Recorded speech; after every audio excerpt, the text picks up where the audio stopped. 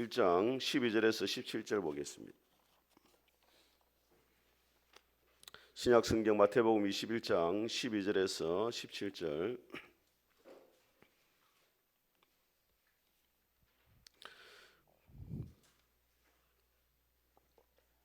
신약성경 34페이지입니다. 한 절씩 교독하겠습니다. 제가 먼저 읽겠습니다. 예수께서 성전에 들어가사 성전 안에서 매매하는 모든 사람을 내쫓으시며 돈 바꾸는 사람들의 상과 비둘기 파는 사람들의 의자를 둘러 엎으시고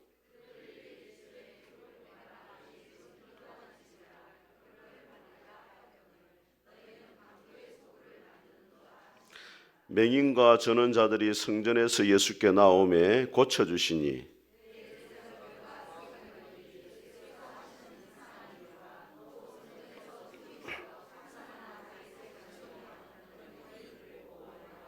예수께 말하되 그들이 하는 말을 듣느냐. 예수께서 이르시되 그렇다. 어린 아기와 젖먹이들의 입에서 나오는 찬미를 온전하게 하셨나이다 함을 너희가 읽어본 적이 없느냐 하시고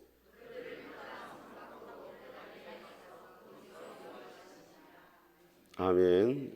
오늘 본문의 말씀을 가지고 하나님의 성전답게 살아가라 이런 제목으로 하나님 말씀을 선포하겠습니다. 우리 앞뒤 인사하게 잘 오셨습니다. 은혜 받으시기 바랍니다. 지난 시간에 예수님께서 나귀를 타고 예루살렘으로 입성하신 말씀을 들었습니다. 예수님께서 나귀를 타고 예루살렘에 입성하셔가지고 가장 먼저 하신 일이 뭐냐면 예루살렘의 성전을 청결케 하신 일입니다. 그 안에서 매매하는 자들, 돈 바꾸는 자들, 그런 자들을 다 예수님이 내어 쫓는 일을 하셨는데 이 성전을 청결케 하시는 일은 요한복음 2장에도 다시 한 번 더 기록이 되고 있습니다. 요한복음 2장에도 나오고 오늘 마태복음 21장에 두 번이 나와요. 요한복음 2장에서 예수님이 성전을 청결케 하시니까 사람들이 예수님께 묻습니다. 당신이 하나님이 보내신 선지자라면 하나님이 보내신 선지자의 증거를 우리에게 보여줘라. 그렇게 하게요. 예수님이 뭐라고 말씀하냐면 이 성전을 헐어라. 내가 3일 만에 다시 짓겠다 이렇게 이야기해요. 그런데 그 당시에 이 성전이 헤롯 성전인데 언제부터 지어졌느냐? 예수님이 태어나시기 20년 전부터 지어지기 시작해가지고 예수님 당시에는 46년이 되는 시간이에요. 그때까지 완공을 못했어요. 46년 동안 80년 넘게 지어집니다. 나중에. 그런데 예수님이 46년 동안 지어지고 있는 성전을 향해 가지고 이 성전을 헐어라. 3일 만에 짓겠다 하니까 사람들이 정신 나간 소리를 하고 있다고 생각하는 거예요. 예수님이. 그 성경에 뭐라고 기록되어 있냐면 이렇게 이야기합니다. 이것은 성전된 자기 육체를 향해서 하신 말씀이다. 그렇게 이야기해요. 성전을 헐어라 이 말은 너희가 나를 죽이게 될 것인데 3일 만에 다시 세울 것이라는 말은 3일 만에 다시 부활한다는 거예요. 여러분 성전의 가장 중요한 기능이 뭐냐면 사람들이 죄를 짓게 되어지면 자기 죄를 용서받기 위해서 양이나 소를 대신 죽여요. 그래서 사람들이 죄를 지을 때마다 제일 싫어하는 이 대상이 누구냐면 양과 소가 제일 싫어했어요. 죄는 지가 짓고 죽기는 내를 죽이는. 자기가 죽어야 되는데 양과 소를 대신 죽여가지고 그것을 제물로 바치면 하나님이 용서해 주시는 제사 제도가 있었단 말이에요. 그게 성전의 가장 중요한 기능입니다. 그런데 예수님이 땅에 오셔가지고 십자가에 죽으시고 부활하심으로 우리의 모든 죄의 문제를 다 단번에 해결해 주셨어요. 그러니까 건물로서의 성전이 더 이상 필요 없게 된 것입니다. 오늘 예수님이 성전을 청결하게 하신 것 다르게 말하면 성전을 파괴하신 거예요. 왜? 참된 성전이고 참된 제물로 예수님이 오셔가지고 십자가에 죽으시고 부활하심으로 성전이 하는 모든 기능을 예수님이 단번에 해결했기 때문에 더 이상 건물로서의 성전이 필요 없다는 거예요. 그리고 예수님이 성전을 파괴하시는 이유가 뭐냐? 또 다른 성전을 세우기를 원하신다는 거예요. 고린도전서 3장에 보면 이렇게 말씀합니다. 너희가 하나님의 성전인 것과 하나님의 성령이 너희 안에 거하시는 줄 너희가 알지 못하느냐? 그러니까 성전이 세 가지예요. 첫째는 그 당시에 세워져 있는 건물 헤롯 성전이 있었고 참 성전인 예수님이 오셨고 건물로서의 성전을 파괴하시고 또 다른 성전을 세우시는데 그 성전이 누구라고요? 예수님을 믿는 저와 여러분, 예수님을 믿게 되어지면서 하나님 우리 안에 들어오시잖아요. 그래서 우리가 뭐가 되었다고요? 하나님의 성전이 된 거예요. 오늘 본문의 말씀을 통해 가지고 하나님의 성전이 된 저와 여러분들이 어떻게 살아가야 되는지 하나님의 음성을 듣도록 하겠습니다. 첫 번째로 하나님 모신 성전인 저와 여러분들은 하나님 보시기에 거룩한 삶을 살아야 됩니다. 우리 13절을 같이 한번 읽어보겠습니다. 12절을 같이 한번 읽어보겠습니다. 시작. 예수께서 성전에 들어가서 성전 안에서 매매하는 모든 사람들을 내쫓으시며 돈 바꾸는 사람들의 상과 비둘기 파는 사람들의 의자를 둘러 엎으시고. 자, 여러분, 우리나라의 최대 명절이 추석과 설이잖아요. 추석과 설이 되면 민족이 대이동을 하는데 지난번에 설날에도 보니까 한 4천만 명이 이동을 했다더라고요. 고향으로 이제 간 거죠. 근데 이스라엘도 반드시 예루살렘 성전에서 와서 절기를 지켜야 되는 명절이 3개가 있어요. 첫 번째는 뭐냐면 유월절. 애굽에서 하나님이 구원하신 은혜에 감사하는 절기. 6월절이고, 그 다음 오순절, 전반기 곡식 수확을 하고 하나님 앞에 감사하는 절기. 그 다음에 추수감사절, 초막절. 한 해의 농사를 다 마치고 하나님 앞에 감사하는 절기. 이 3절기는 반드시 성전에 와서 제사를 드려야 돼요. 20세 이상 남자들은. 이 3절기를 뭐라 불렀냐면 성전으로 올라가는 절기라 이렇게 불렀어요. 이스라엘 안에 살아있는 사람들은 물론이고 이스라엘 나라 밖에 있는 사람들까지 다 모여야 됩니다. 전 세계 유대인들이 다 모여야 돼요. 그럼 숫자가 얼마나 되느냐? 역사가 요세푸스에 하면은 예루살렘의 6월절 날 제물로 드려진 양의 숫자가 25만 마리라 이야기해요. 그럼 숫자를 적게 잡으면 100만 명이고 좀 많게 잡으면 200만 명입니다. 우리 김해시 인구가 얼마예요? 55만이잖아요. 김해시 인구 2배 되는 사람들이 예루살렘에 다 모인 거예요. 완전 월드컵 경기처럼 막 사람들이 확 미어 터지는 겁니다. 근데 문제는 뭐냐면 하나님께 드리는 양을 가져와서 드려야 되는데 개인이 가져와야 됩니다. 점과 흠이 있으면 하나님 앞에 제물로 못 드려요. 그러니까 먼 지역에서 양을 데리고 올 거 아니에요. 근데 데리고 오다 보면 살이 빠지고 흠이 생기거든요. 그럼 제물로 못 바치는 거예요. 그래서 어떻게 했느냐? 예루살렘 주변에 흠과 티가 없는 양을 파는 가축 시장이 생기게 되어지고 예루살렘 성전 안에서도 가축을 팔았어요.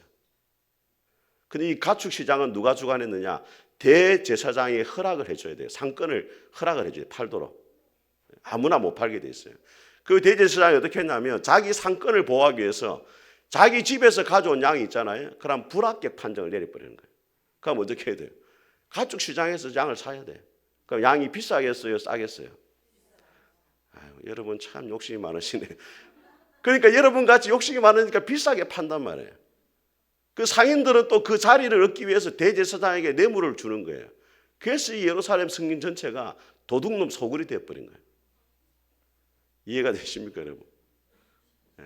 그래서 이 예루살렘 성전에 사람들이 확 모여들어가지고 이제 자기 가축들을 가져와가지고 제사를 드리고 이렇게 하는데 엉망이 돼버린 거예요. 이 성전이. 뿐만 아니라 뭘 했냐면 성전에 들어와서는 성전세를 내야 돼요. 그 성전세가 얼마냐면 반세겔이라고 노동자가 이틀 동안 일을 해서 벌 수 있는 돈이 20만 원 정도를 성전세를 내고 또 제사를 드려야 돼요. 그 당시 이 로마 시대의 사람들은 로마 황제의 얼굴이 그려진, 우리나라 같으면 뭐 세종대왕도 있고 심사임당도 있잖아요. 그 당시에 이 데나리온이라는 동전을 썼는데 로마 황제의 얼굴이 새겨져 있었어요. 이것은 하나님 앞에 드릴 수가 없었어. 이방인의 왕의 얼굴이 새겨진 이 동전을 드린다는 것은 하나님을 모독하는 행위가 되기 때문에 이것도 바꿔야 돼요. 돈을. 뭐로 바꿔야 되느냐? 유대인들이 쓰는 세겔로 바꿔야 돼요. 그냥 바꿔주는 게 아니고 수수료를 붙였어요. 얼마 붙였어요? 12%를 붙였어요. 그러니까 이 예루살렘 성전이 안에가 짐승을 파는 사람들, 돈 바꾸는 사람들, 또 그 사기 위해서 모이던 사람들 난장판이 돼버린 거예요. 난장판이. 그래가지고 예수님이 채찍을 들어가지고 장사하는 자들, 돈 바꾸는 자들을 다 내쫓았어요. 이것은 뭘 말하느냐? 하나님의 성전을 더럽히는 자들을 하나님이 심판하신다는 것을 말해주고 있는 겁니다. 그런데 여러분 고린도전서 3장의 17절에 보니까 뭐라고 되어 있냐면 누구든지 하나님의 성전을 더럽히면 하나님이 그 사람을 멸하시겠다 이렇게 말해요. 여기서 성전은 누구를 말하냐면 예수님을 믿는 저와 여러분을 이야기하는 거예요. 저와 여러분들이 하나님을 모신 성전인데 그 하나님의 성전을 더럽히면 너희들을 멸하시겠다. 헬라어 원어로 보게 되어지면 성전을 더럽힌다는 단어하고 멸한다는 단어가 똑같아요. 이런 겁니다. 하나님의 성전을 더럽히면 하나님이 너희를 더럽히겠다 이 말도 되고, 하나님의 성전을 너희가 죄를 지어서 파괴하면은 하나님이 너희들도 파괴해버리겠다, 이렇게도 해석을 할 수가 있는 겁니다. 그러면 여러분, 하나님의 성전을 더럽히는 죄가 어떤 죄냐? 고린도전서 6장에 보니까 이렇게 이야기합니다. 제가 현대인의 성경을 읽어드리겠습니다. 의롭지 못한 사람은 하나님 나라에 들어가지 못한다는 것을 모르십니까? 속지 마십시오. 음란한 사람과 우상 숭배자와 간음한 사람과 여자를 좋아하는 사람과 동성연애자와 도둑과 탐욕이 많은 사람과 술 취하는 사람과 욕설을 일삼는 사람과 착취자는 하나님 나라에 들어가지 못합니다. 이것이 불신자에게 지금 하고 있는 말이 아닙니다, 여러분. 교회 안에 들어와 있고 예수님을 믿는다고 하지만 우상을 숭배하고 간음하고 욕설을 일삼고 착취하고 도둑질하는 자들은 하나님 나라에 못 들어간다는 거예요. 왜? 하나님의 성전을 더럽히는 자이기 때문에 그들은 하나님의 심판의 대상이라는 겁니다. 간혹 성도들이 어떤 생각을 가지고 있냐면, 예수님을 믿었으니까 나는 어떤 죄를 지어도 하나님이 용서해 줄 것이고 천국에 갈 수 있다, 이런 생각을 가진 분이 있어요. 그런데 존 라일이라는 목사님이 이렇게 말합니다. 예수님을 믿어 거듭난 새로운 피조물이 된 사람은 새로운 본성과 새로운 원리를 따라 항상 새로운 생활을 합니다. 거듭나고서도 여전히 죄나 세 속에서 살 수 있다고 주장하는 것은 영감을 받지 못한 신학자들이 고안해낸 것일 뿐 성경에서는 전혀 그러한 언급을 하지 않습니다. 중요한 말씀이 나옵니다. 한마디로 거룩한 생활이 없는 곳에서는 거듭남도 없는 것입니다. 참으로 거듭난 사람은 거룩한 삶을 살아가게 되어 있다는 거예요. 그 성도들이 어떻게 말하냐면, 나는 거듭났지만은 미성숙하기 때문에 죄를 짓고 있습니다, 이렇게 변명하는 사람이 있어요. 물론 그럴 수 있습니다. 한두 번 죄를 지을 수 있죠. 그렇지만 습관적이고 반복적으로 여전히 죄 가운데 거하고 있다면 그 사람은 미성숙한 그리스도인이 아니고 거듭나지 못한 그리스도인일 가능성이 많다는 것을 여러분이 기억해야 돼요.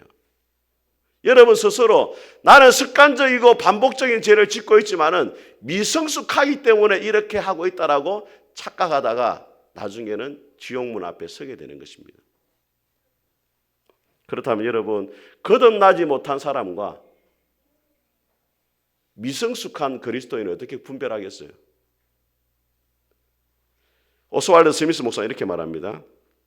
그리스도인은 그의 정상적인 생활은 아니지만 죄에 빠질 수 있습니다. 그는 나침반의 바늘과 같습니다. 그 바늘은 항상 북쪽을 가리키지만은 그러나 무엇인가가 그것을 옆으로 돌리는 것이 가능하며, 그래서 잠깐 동안 그것이 다른 방향으로 가리킬 수 있습니다. 그러나 다시 북쪽을 가리키는 것 같이 그리스도인도 이와 같습니다. 그는 습관적으로 죄를 짓지 않습니다. 나침반의 바늘이 항상 북쪽을 가리키잖아요. 그런데 자석을 갖다 대면 이게 약간 흔들릴 수 있어요. 그렇지만 다시 어떻게 합니까? 원래 자리를 바로 돌아가요. 우리도 죄인이기 때문에 가끔씩 죄를 지을 수가 있습니다. 그렇지만 죄를 지을 때마다 우리가 깜짝깜짝 놀라면서 하나님 앞에 또 죄를 지었구나 하면서 슬퍼하는 마음을 가지고 원래의 자리로 빨리 돌아가려는 마음을 가진다는 거예요. 참으로 거듭난 사람은. 그런데 거듭나지 못한 사람은 여전히 죄를 지으면서도 자신의 죄를 깨닫지 못하고 회개하려고 하지 않고 여전히 죄를 사랑하고 죄 가운데 머문다는 거예요. 이 두 가지를 여러분들이 잘 분별할 수가 있어야 되는 것입니다. 그렇다면 여러분, 우리가 하나님 앞에 거룩한 삶을 살기 위해서 어떻게 해야 되겠습니까? 아르세니우스라는 수도자가 하나님의 음성을 들었습니다. 거룩하게 사는 방법에 대해서 이렇게 말합니다. 아르세니우스야, 도망쳐라, 침묵하라, 그리고 기도하라. 이것이 죄에서 벗어나는 길이다. 한번 따라하겠습니다. 도망쳐라, 침묵하라, 기도하라. 거룩한 삶을 살아가는 비결은 제가 첫째는 죄에서 도망을 쳐야 돼요. 여러분, 시편 1편에 복 있는 사람의 길에 대해서 뭐라고 이야기합니까? 악인의 꾀를 쫓지 않고 죄인의 길에 서지 않고 오만한 자의 자리에 앉지 않는다. 여러분, 죄와 함께 하면서 거룩하게 살아가는 건 불가능한 일이에요. 여러분, 요셉이 보디발의 아내의 유혹을 어떻게 뿌리쳤습니까? 보디발의 아내가 참 어느 날 막 야사시한 옷을 입고 와가지고 입술에 장미를 물고 내일이면 떠나겠어요 이러면서 그렇게 했어요. 어떻게 했어요? 손잡고 주인님 이렇게 하면 안 됩니다. 할렐루야 기도합시다. 이렇게 한 게 아니고 옷을 벗어버리고 도망을 갔잖아요. 제 자리를 떠나야 돼요, 여러분. 두 번째 따라합니다. 침묵하라. 여러분, 우리 성도들이 짓는 죄 가운데 가장 많은 죄는 입술로 짓는 죄입니다. 여러분들이 뭐 다른 사람을 주 패겠습니까? 뭐 사기를 치겠습니까? 도둑질하겠습니까? 그런데 가장 많이 짓는 죄는 입술로 비난하고 판단하고 정죄하는 죄랍니다. 여러분, 이번에 정치인들 한번 보세요. 이번에 막 공천을 받아가지고 국회의원 되겠다고 막 난리를 하다가 과거에 했던 말 때문에 다 탈락되잖아요.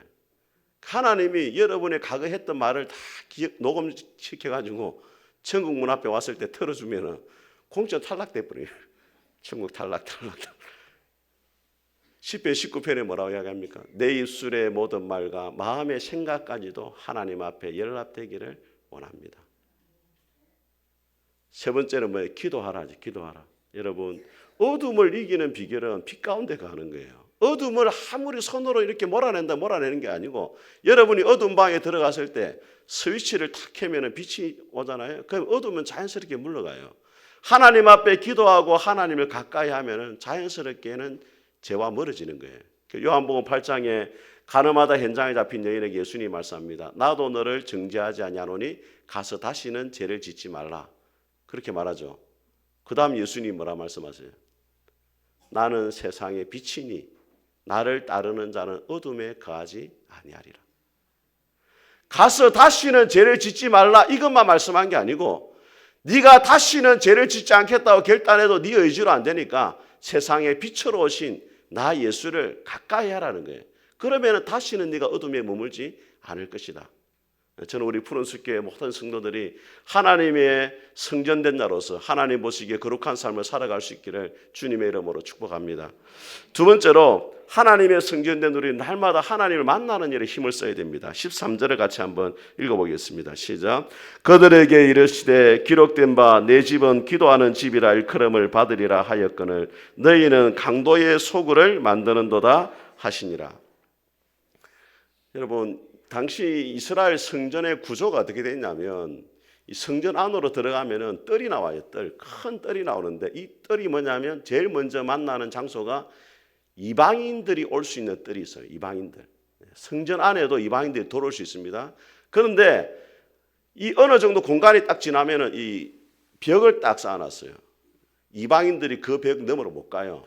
거기는 누가 갈 수 있느냐? 이스라엘 백성들만 들어갈 수 있어요. 성전 내부에 이스라엘 백성들이 갈 수 있는 공간이 있어요. 성전 내부까지 이방인들은 못 들어가요. 밖에 뜰에만 와야 돼요. 그 다음에 유대인들이 갈 수 있는 장소가 있고 그 다음에는 누구냐? 제사장들이 갈 수 있는 장소가 있어요. 우리 교회를 예를 들면은 교회 앞마당이 이방인의 뜰이에요. 본당이 유대인의 뜰입니다. 여기 강대상위는 누구예요? 제사장들이 올라올 수 있는 장소예요. 구별되어 있단 말이에요. 그런데 이방인들이 하나님의 성전에 들어가고 싶어도 못 들어가가지고 뜰에 와가지고 하나님 앞에 기도하는 거예요. 하나님 만나려고. 그런데 거기에서 장사를 하고 소를 팔고 염소를 팔고 양을 팔고 돈 바꾸고 하니까 또 뭐 똥을 안 쌉니까? 이 짐승들이 똥도 싸고 하잖아요. 그러니까 이방인들이 하나님 만나러 왔는데 거기서조차도 기도를 못 하게 되는 거예요. 그래서 하나님 예수님이 다 내쫓으시면서 하시는 말씀이 내 집은 만민이 누구라도 이방인들도 와서 기도하는 장소니까 이 장소가 방해받지 않도록 해라는 거예요. 여러분, 예수님께서 우리를 하나님의 성전 삼으시고 우리 안에 들어오신 이유가 뭡니까? 여러분, 하나님이 어디에 계십니까, 여러분? 예? 내 안에 계시잖아요. 왜 우리 안에 들어오셨어요? 예? 여러분 안에 뭐가 그리 좋다고 들어왔겠습니까?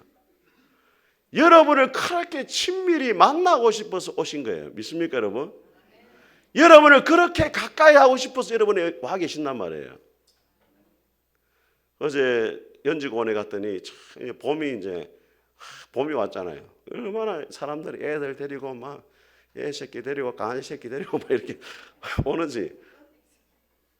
아이고야 참 많이 왔더라고. 이제 이 연지공 가니까 터이 매화꽃도 이제 만발하고 이제 튤립도 이제 서서히 올라오기 시작하고 봄이 되니까 모두 활기를 띠잖아요.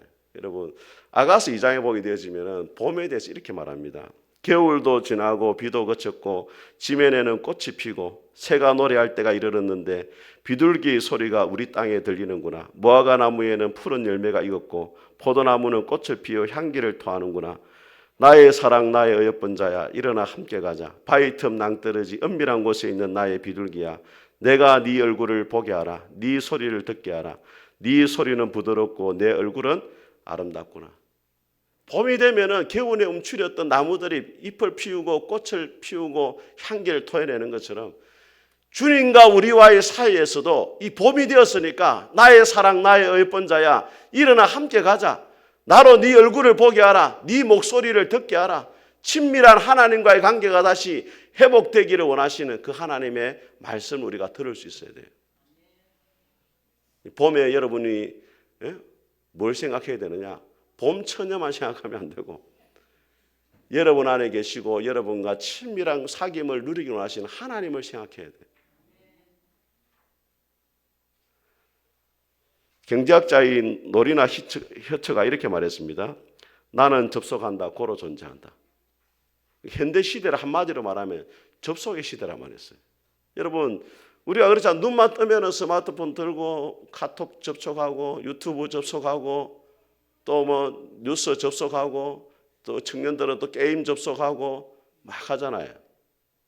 근데 여러분 접속보다 더 중요한 게 뭐냐면 따라합니다. 접속보다 접촉하라. 인격 대 인격이 만나는 접촉이 중요한 거예요. 코로나 시대에 우리가 서로 만나지 못해 얼마나 힘이 들었습니까? 여러분 남자와 여자들 중에 누가 더 오래 삽니까 여러분? 네. 여자분들이 독하거든요. 오래 살아요. 왜 여자분이 오래 사느냐 조사를 해보니까 여자분들은 이 유대관계를 맺는 모임이 많대요. 네? 그죠? 뭐 모욕 모임도 있고 모욕계도 있고 뭐 이렇게 뭐 동계도 있고 뭐 동창회도 있고 뭐 오만 계를 만들어 가지고 자주 모이는 거라. 모여가지고 막 커피 막 한 잔씩 껴놓고 2-3시간 막 샬라 막 남편 욕하고 막 오만 욕을 다 하잖아요. 그러면서 스트레스를 막 풀고 이제 그러니까 이제 힐링이 되는 거죠.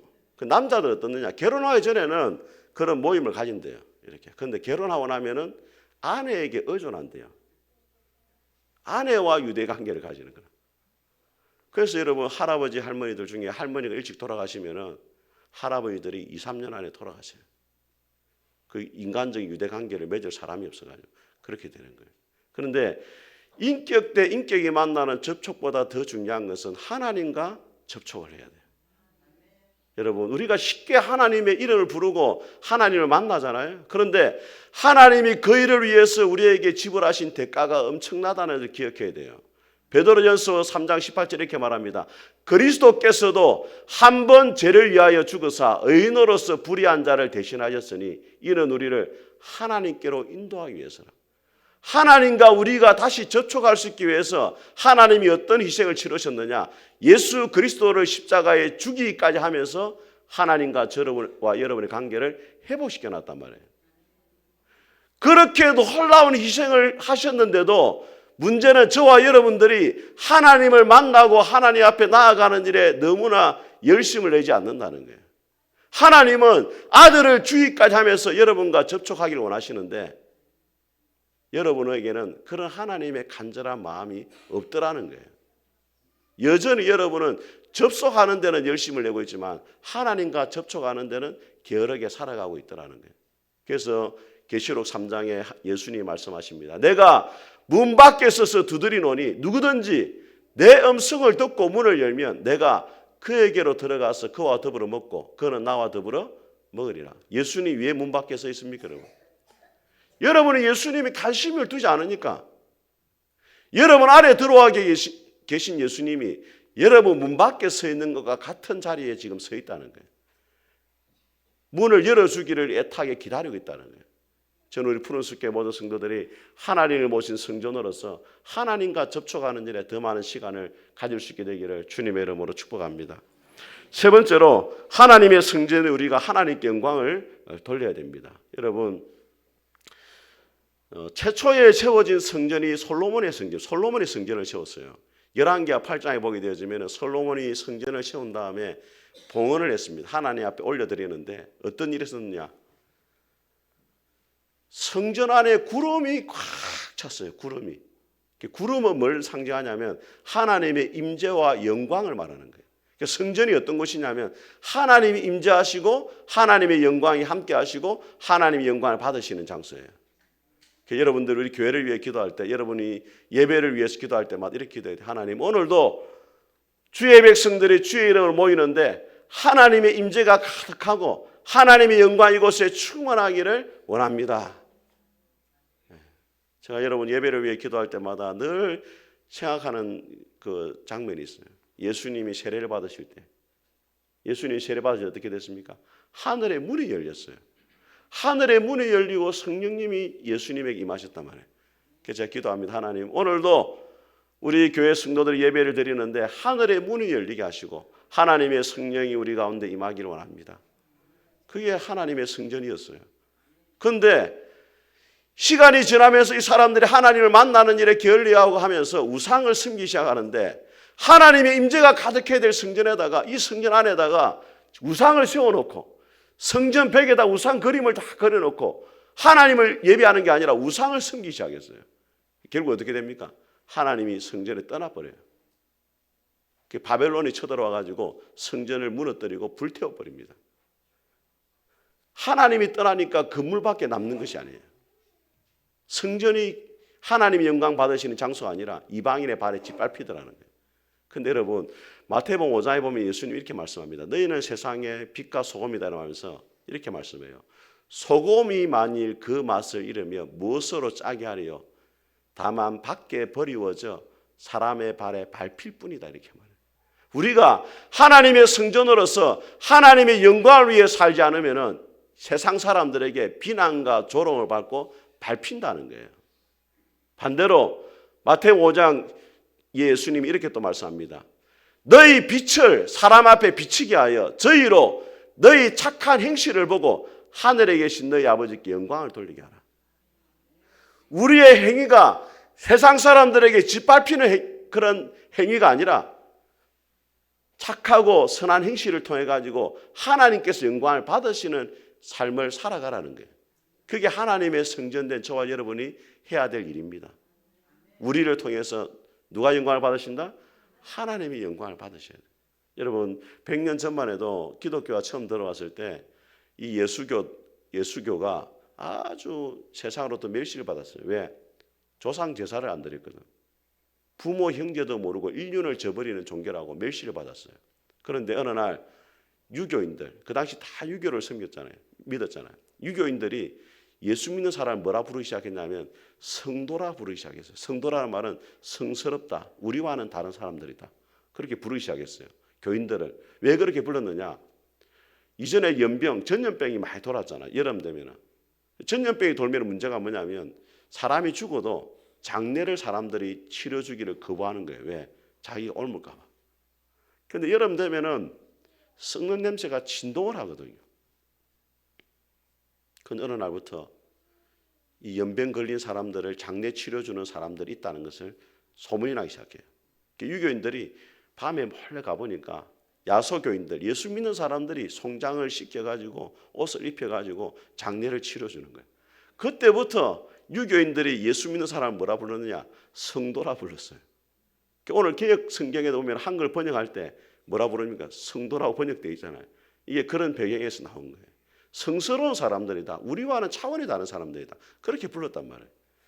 오늘날 기독교인들의 사람들이 뭐라 부릅니까? 개독교인들이라 불러요. 물론 여기는 오해가 많습니다. 기독교인들이 사실은 사회복지 사업이나 좋은 일에 거의 80%는 교회가 다 하고 있어요. 이전에 그 태안에 기름 유출돼가지고 기름 닦는 일을 했을 때도 교회들이 거의 80% 다 닦았거든요. 근데 언론이 교회에 대해서는 알리질 않아요. 그리고 한국 교회가 어떤 마음이냐면 오른손이 아는 걸 왼손이 모르라 하기 때문에 많이 알리지 않아서 실제로 이 대한민국에 좋은 일을 하는 기독교 단체가 너무 많습니다.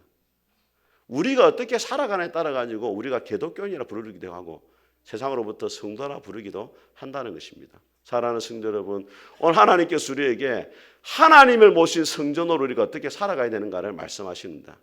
첫 번째는 하나님 모신 성전으로서 우리가 거룩한 삶을 살아야 됩니다. 여러분 안에 아직까지도 청소되지 못한 하나님 보시기에 부끄러운 죄들이 없는지를 여러분이 돌아볼 수 있기를 바랍니다. 하나님 우리를 통해 가지고 하나님이 영광 받기를 원하십니다.